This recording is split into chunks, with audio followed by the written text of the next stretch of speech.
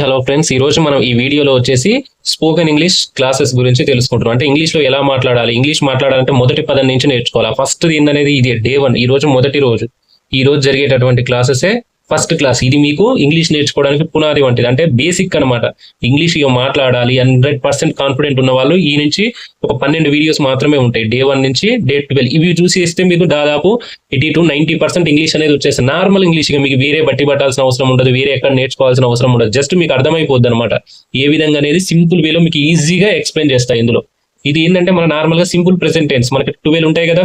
Simple tense, present tense, present continuous, present perfect tense, ఇట్లా మొత్తం ఒక 12 నుంచి మనం పర్ఫెక్ట్ గా నేర్చేసుకున్నాం అనుకో, ఇంగ్లీష్ అనేది చాలా సింపుల్ అయ్యింది అనమాట. ఈజీ వేలో నేర్పిస్తుంది. దీని యొక్క స్ట్రక్చర్ ఏ విధంగా ఉంటుంది అంటే గుర్తుపెట్టుకోండి. సబ్జెక్ట్ ఉంటుంది, ఫస్ట్ సబ్జెక్ట్ ఉంటుంది ప్లస్ ఆబ్జెక్ట్. నెక్స్ట్ వచ్చేసి ఏముంటుంది, వెర్బ్ 1 ఉంటుంది.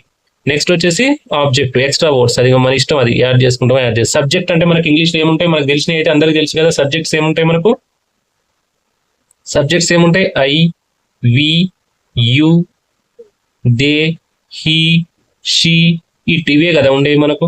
ఈ షీ ఇవే సబ్జెక్ట్స్ ఉంటాయి. వీటిని ఉపయోగించే మనం ఇంగ్లీష్ లో సెంటెన్సెస్ అనేది ఫామ్ చేస్తూ ఉంటాం. I, we, you, they, he, she ఇవే ఉంటాయి. వీటిని ఉపయోగించి మనం సెంటెన్సెస్ ఫామ్ చేయాలి. ఫర్ ఎగ్జాంపుల్ చూసినట్లయితే ఇప్పుడు ఒకటి చూద్దాం. ఫస్ట్ వన్, సబ్జెక్ట్ ఏం తీసుకుంటున్నాం, ఐ. సబ్జెక్ట్ ఐ తీసుకుంటున్నాం. వెర్బ్ 1 అంటే వెర్బ్స్ చాలా రకాలు ఉంటాయి కదా మనకు. వెర్బ్స్ అనేవి చాలా రకాలు ఉంటాయి. ఫర్ ఎగ్జాంపుల్ ఈ రోజు ఏం తీసుకుందాం అంటే వెర్బ్ 1 వచ్చేసి ప్లే తీసుకుందాం. ప్లే అంటే ఆట ఆడటమే కదా. Play, I play cricket. I play cricket. I play cricket. నేను క్రికెట్ ఆడుతాను. నేను క్రికెట్ ఆడతాను. Every day. Every day. నేను ప్రతిరోజు క్రికెట్ ఆడతాను. నేను ప్రతిరోజు క్రికెట్ ఆడతాను. ఏమంటున్నాం దీన్ని, నేను ప్రతిరోజు క్రికెట్ ఆడుతాను. I play cricket every day. నేను ప్రతిరోజు క్రికెట్ ఆడతాను. నెక్స్ట్ వి తీసుకుందాం. We play cricket every day. Every day. We అంటే మేము ప్రతిరోజు క్రికెట్ ఆడతాము. మేము ప్రతిరోజు క్రికెట్ ఆడతాం. ఇక్కడనేమో నేను ప్రతిరోజు క్రికెట్ ఆడతాను, మేము ప్రతిరోజు క్రికెట్ ఆడతాము. మూడోది చూడండి, he play cricket every day. He play cricket every day. Every day అంటే అతడు ప్రతిరోజు క్రికెట్ ఆడతాడు. అతడు ప్రతిరోజు క్రికెట్ ఆడతాడు. ఇక్కడ చూడండి, ఐ అంటే నేను ప్రతిరోజు క్రికెట్ ఆడతాను. బి అంటే మేము ప్రతిరోజు క్రికెట్ ఆడతాము. పి అంటే అతడు ప్రతిరోజు క్రికెట్ ఆడతాడు. చూడండి, యు అంటే మీరు అంటే మీరు ప్రతిరోజు క్రికెట్ ఆడతారు. దే అంటే వారు ప్రతిరోజు క్రికెట్ ఆడతారు. షీ అంటే ఆమె ప్రతిరోజు క్రికెట్ ఆడుతుంది. ఇట్ అంటే అది ప్రతిరోజు క్రికెట్ ఆడుతుంది. అట్లా రమేష్ అనుకో, రమేష్ ప్రతిరోజు, ఇక్కడ రమేష్ పెట్టేసాం అనుకో, రమేష్ ప్రతిరోజు క్రికెట్ ఆడతాడు. అదేవిధంగా లక్ష్మి ప్రతిరోజు క్రికెట్ ఆడతాడు. అట్లా పేర్లన్నీ తీసుకుంటా మనం పోవచ్చు. ఒకవేళ ప్లే అనేది చేంజ్ చేసుకోవాలనుకుంటాం, వెర్బ్ 1 స్థానంలో మనం ఏం పెట్టుకుంటున్నాం, ఇక్కడ మనం ప్లే తీసుకున్నాం. ఫర్ ఎగ్జాంపుల్ ప్లే కాకుండా ఇక్కడ వేరే ఏమో వెర్బ్ తీసుకుందాం, ఆస్క్. ఐ ఆస్క్ అంటే నేను అడుగుతాను. వి ఆస్క్ మేము అడుగుతాము. హీ ఆస్క్ అతడు అడుగుతాడు. షీ ఆస్క్ ఆమె అడుగుతుంది.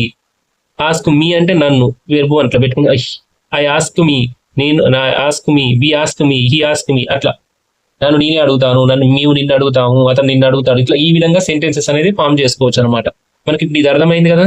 Subject, verb 1, object. అంటే నేను ప్రతిరోజు క్రికెట్ ఆడతాను, మేము ప్రతిరోజు క్రికెట్ ఆడతాము, అతడు ప్రతిరోజు క్రికెట్ ఆడతాడు. అట్లా ఒక వెర్బే కాదు, వెర్బ్స్ అనేవి ఇక్కడ చేంజ్ చేసుకుంటున్న కొద్దీ మనకు ఇంగ్లీష్ లో ఇంకా చాలా వస్తాయి. వీటితో పాటు ఇంకేం చేయాలంటే నెగిటివ్ అండ్ పాజిటివ్ సెంటెన్సెస్ ఉంటాయి, అవి కూడా నేర్చేసుకుంటాం. చూడండి, ఇక్కడ దీన్ని ఉపయోగించి మనం కొన్ని సెంటెన్సెస్ అనేది ఫామ్ చేద్దాం. మనకు పాజిటివ్ ఇది ఒక్కది. ఇప్పుడు ప్రెసెంట్ టెన్స్ లో ఇవి కాకుండా ఇంకా మనకి ఏముంటాయి అంటే పాజిటివ్ ఉంటుంది, పాజిటివ్ సెంటెన్స్ ఉంటుంది, నెగిటివ్ సెంటెన్సెస్ ఉంటాయి, ఇంకొచ్చేసి ఇంటరాగేటివ్ సెంటెన్స్ ఉంటుంది, నెగిటివ్ ఇంటరాగేటివ్ సెంటెన్స్ అని ఉంటాయి. నెగిటివ్ ఇంటరాగేటివ్ సెంటెన్స్ అని 4 టైప్స్ ఉంటాయి. ఇవి వచ్చేసి ఇంగ్లీష్ వచ్చినట్టు, ఇంకా మీకు దాన్ని టెన్షన్ పడాల్సిన అవసరం ఉంటుంది. He play cricket every day. అతడు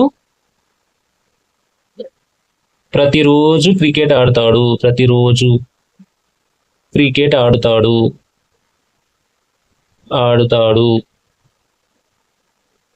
అతడు ప్రతిరోజు క్రికెట్ ఆడుతాడు. ఇది నార్మల్ గా మనం ఉపయోగించేటటువంటి సెంటెన్సెస్ అనమాట. ఇప్పుడు చూడండి, పాజిటివ్ స్టేట్మెంట్ అంటే కూడా ఫర్ ఎగ్జాంపుల్ ఇదే వస్తుంది. పాజిటివ్ స్టేట్మెంట్ అంటే ఇదే ఉంటుంది, సబ్జెక్టు, వెర్బ్ 1 ప్లస్ ఆబ్జెక్ట్. దీన్ని ఉపయోగించే సెంటెన్సెస్ అనేది ఫామ్ చేస్తారు. సో సబ్జెక్ట్ అంటే he play cricket. He play cricket. అతడు క్రికెట్ ఆడుతాడు. అతడు క్రికెట్ ఆడుతాడు. నెక్స్ట్ నెగిటివ్ సెంటెన్స్ అంటే ఏమొస్తుంది అని చెప్పనా, సింపుల్ గా దీనికి నెగిటివ్ అంటే కాదు అని అర్థం. కాదు అని అర్థం. అప్పుడు సబ్జెక్ట్ వస్తుంది డూ లేదా డజ్. డూ లేదా డజ్ అని వస్తుంది. Plus not verb one or object. ఈ విధంగా సెంటెన్స్ ఉంటుంది. ఫస్ట్ సబ్జెక్ట్ ఏంది, హీయే కదా. హీ డూ ఉంది, do not. He does not వస్తుంది ఎందుకంటే హీ కదా, DOS does not. He does not. Verb అనేది ప్లే కదా, ప్లే క్రికెట్. అంటే he does not play cricket. అతను క్రికెట్ ఆడడు. అతడు క్రికెట్ ఆడడు. ఇది ఎందుకు వచ్చింది అంటే నార్మల్ గా మీకు ఇది తెలిసి ఉండాలి. ఇది ఒకసారి చూడండి చెప్తా.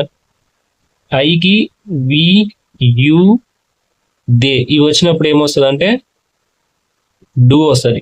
హీ షీ ఇటు, హీ షీ ఇట్ ఇవి వచ్చినప్పుడు డస్ వస్తుంది. ఇవి గుర్తు పెట్టుకోండి బస్. అంటే ఈఎస్ అనేది వస్తుంది అంతే, ఏముంటది ఈఎస్ మాత్రమే యాడ్ అయ్యింది. హీ షీ ఎక్కడ తీసుకోండి సెంటిమెంట్ లాస్ట్ వెర్బ్ వచ్చిందంటే ఈఎస్ లేదా ఎస్ యాడ్ అయ్యింది. ఇది బండ గుర్తు పెట్టుకోండి ఓకేనా. అదే విధంగా ఇంటరాగేటివ్ స్టేట్మెంట్. ఇంటరాగేటివ్ సెంటెన్స్ ఎట్లా ఉంటుంది అంటే ఈ డూ డస్ అనేది ముందు వస్తుంది. సింపుల్ గా డూ డస్ అనేది ముందు వస్తుంది, ప్లస్ సబ్జెక్ట్ వస్తుంది, తర్వాత వెర్బ్ వన్ వస్తుంది, తర్వాత ఆబ్జెక్టివ్ ఉంటుంది. ఈ విధంగా సెంటెన్స్ అనేది ఫామ్ అవుతుంది. డూ డస్ ముందు వస్తుంది అంటే క్వశ్చన్ చేస్తున్నాం మనం. ఇక్కడ క్వశ్చన్ చేస్తాం. ఎప్పుడు ఏమొస్తుంది డస్. ఫస్ట్ డూ డస్ లో డస్ వస్తుంది, తర్వాత ఏమొస్తుంది subject he, verb one play cricket. అంటే ఏంటి అర్థం ఇది, అతడు క్రికెట్ ఆడడా, అతడు క్రికెట్ ఆడడా, అతడు క్రికెట్ ఆడడా. అట్లా క్వశ్చన్, అతను క్రికెట్ ఆడడా, అట్లా అతడు క్రికెట్ ఆడడా. ఇది చూడండి, దీని నెగిటివ్ ఇంటరాగేటివ్ సెంటెన్స్ ఏమొస్తుంది, సేమ్ ఇదే ఉంటుంది. డూ ఉంటుంది, డూ డస్ అని ఉంటుంది, ప్లస్ ఇక్కడ వస్తుంది ఏమంటే నాట్ అనేది యాడ్ అవుతుంది. Not subject verb one plus object, అంతే ఏముండదు క్వశ్చన్ మార్క్. చూడండి ఇక్కడ డస్ నాట్, డస్ఏ కదా, డూ డస్ లో ఏది తీసుకున్నాం, డూ తీసుకున్నాం, డస్ నాట్. నెక్స్ట్ ఏం తీసుకుంటాం subject he, verb play cricket. దీని అర్థం ఏంది, దీని క్వశ్చన్ చేస్తున్నాం. అతడు ప్రతిరోజు క్రికెట్ ఆడట్లేదా, అతడు ప్రతిరోజు క్రికెట్ ఆడట్లేదా, అతడు క్రికెట్ ఆడట్లేదా. మంచిగా అర్థం చేసుకోండి క్వశ్చన్స్ అనేవి ఎట్లా ఫామ్ అవుతున్నాయి అంటే. ఇది ఏంటంటే అతను క్రికెట్ ఆడతాడు, అతడు ఆడట్లేదు. అతడు క్రికెట్ ఆడతాడా, అతడు క్రికెట్ ఆడట్లేదా. అర్థమైందా, అతడు క్రికెట్ ఆడట్లేదా, ఆడతాడు ఆడట్లేదు. ఇది అర్థమైంది. ఆడతాడా క్వశ్చన్ చేస్తున్నావు, ఆడట్లేదా ఎందుకు ఆడట్లేదు ఏమైంది ఆయనకు అంటాం కదా. ఇది ఈ విధంగా సెంటెన్సెస్ అనేది ఫామ్ అవుతుంది. మనకు అర్థమయ్యాలి. ఇక్కడ ఆడతాడు, ఇక్కడ ఆడట్లేదు, ఆడట్లేదు. ఇక్కడ ఆడతాడా క్వశ్చన్ చేస్తున్నావు, ఇక్కడ ఆడట్లేదా క్వశ్చన్. సింపుల్. ఇట్లా ఈ విధంగా సెంటెన్సెస్ అనేది ఫామ్ చేయాలి. ఇట్లా ఈ విధంగా నేర్చుకుంటే ఇంగ్లీష్ అనేది వస్తుంది. నెక్స్ట్ క్లాస్లో నెక్స్ట్ వీడియో తోటి వస్తాం. ఇప్పటివరకు మన వీడియోని లైక్ చేయండి, షేర్ చేయండి. Thank you.